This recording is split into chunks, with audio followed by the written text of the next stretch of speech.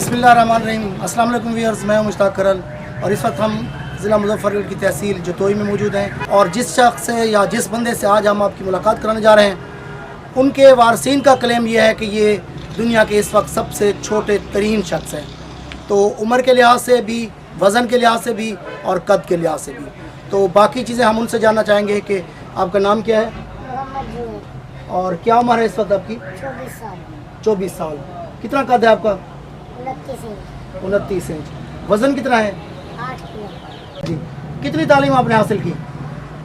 मैं 8 तक पढ़ा। आगे क्यों नहीं तालीम हासिल की?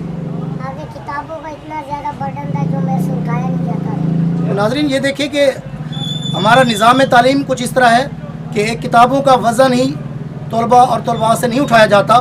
तो मोहम्मद जुनैद का भी यही मसला है कि वो किताबों के वज़न ज़्यादा होने की वजह से आगे तालीम हासिल नहीं कर सके। तो उनकी हुकूमत से ये भी रिक्वेस्ट है कि ज़रा किताबों के और सिलेबस के वज़न को ज़रा कम किया जाए।